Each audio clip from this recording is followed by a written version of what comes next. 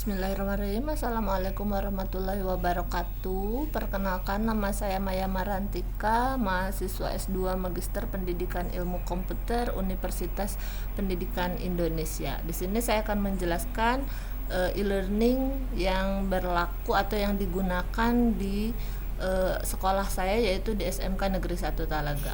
Ya, jadi sistem informasi manajemen sekolah namanya, atau e-learning yang digunakan di SMK 1 Talaga ini terintegrasi di webnya SMK Negeri 1 Talaga. Kemudian ini ada selamat datang di website resmi SMK Negeri 1 Talaga.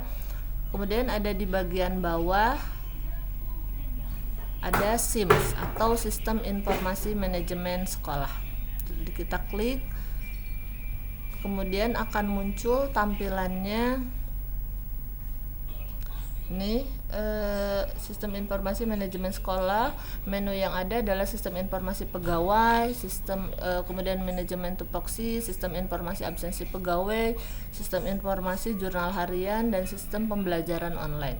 Sistem informasi pegawai isinya adalah data tentang pegawai. Di sini ada data lengkap tentang pegawai. Kemudian untuk manajemen tupoksi isinya adalah yang berhubungan dengan tugas pokok dan fungsi kita. Misalkan saya sebagai guru, nah maka isinya adalah penilaian tentang guru. Kemudian sistem informasi absensi pegawai isinya tentang rekapitulasi absensi pegawai selama 1 tahun. Di situ akan terlihat berapa jumlah izin, sakit, dan tugas yang diberikan selama 1 semester, kemudian selama 1 tahun dibagi per semester. Kemudian ada sistem informasi jurnal harian. Dalam sistem informasi jurnal harian ini berisi tentang kegiatan harian kita. Saya sebagai guru akan memasukkan kegiatan saya hari ini, misalkan apa, mengajar mata pelajaran apa di kelas apa selama berapa jam, seperti itu. Kemudian yang selanjutnya adalah sistem pembelajaran online. Jadi pada awalnya SIMS ini digunakan untuk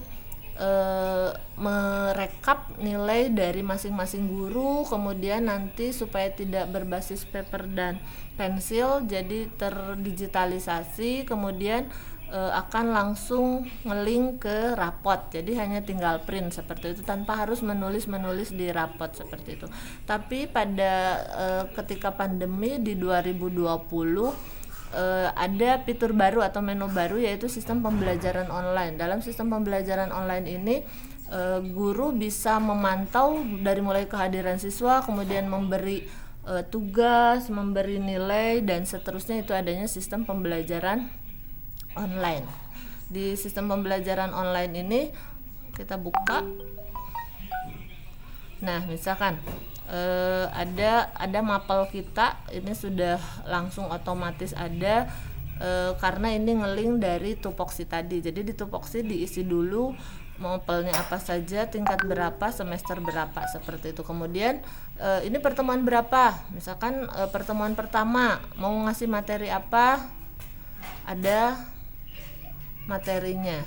Nah, silahkan pilih file, maksimalnya 3 MB, upload, dan seterusnya. Kemudian kalau itu materi. Yang kedua, kalau kita mau memasukkan tugas, sama, tinggal pilih file tugasnya, kemudian upload, seperti itu. Atau mau ulangan, ini tinggal dimasukkan saja, pilih filenya, tuliskan jumlah soalnya, dan ini kunci jawabannya dengan formatnya .2, misal E.2, D, dan seterusnya. Jadi pemisah antara nomor 1 dengan nomor seterusnya itu pakainya .2, seperti itu. Misal tambah data lagi, misal mau pertemuan kedua, dan seterusnya. Ini nanti akan langsung kelihatan siswa yang hadir, siswa yang mengerjakan tugas akan langsung ke sini. Jadi siswa bisa langsung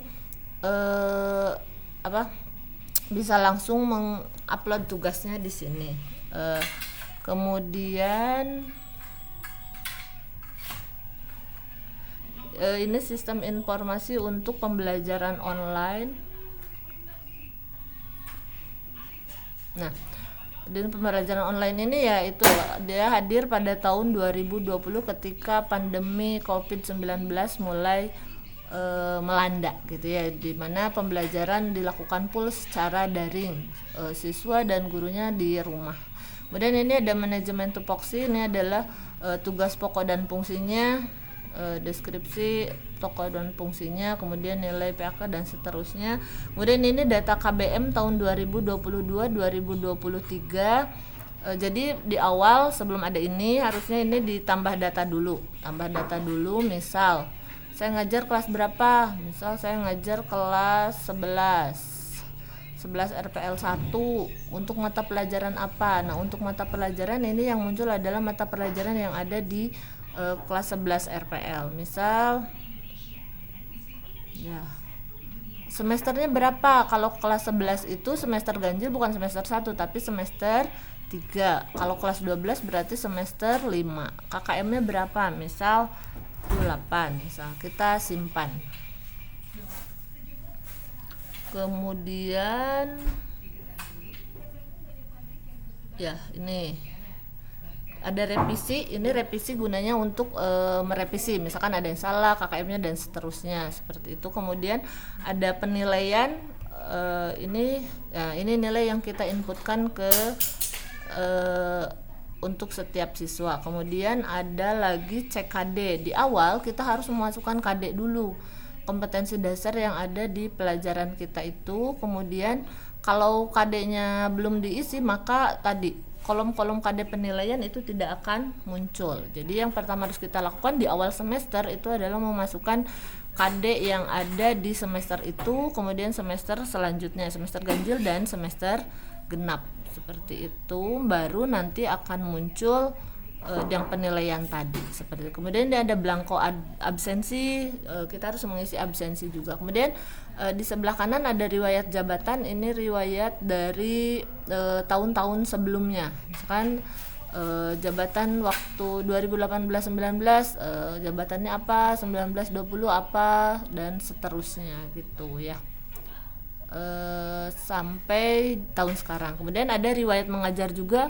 Riwayat mengajar saya di tahun ajaran 2019-2020 ngajar apa aja. Ini 19-20, kemudian ada 20-21, 2020-2021, kemudian 2021-2022, kemudian yang terakhir 2022 dan 2023. Jadi ini kemudian untuk ini hanya ada tombol kembali karena saya sudah mengirim datanya ke admin. Tapi biasanya di sini ada simpan, ada kirim ke admin dan seterusnya, seperti itu.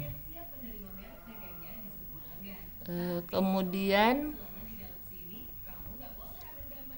ini untuk absensi pegawai, mohon maaf, ini ada karena sudah di akhir semester, jadi sudah direkap hasil absensi selama 1 tahun, seperti itu. Kemudian jurnal ini harus diisi tiap hari. Setiap hari kita harus ngisi jurnal, kita mau ngajar apa aja dan seterusnya.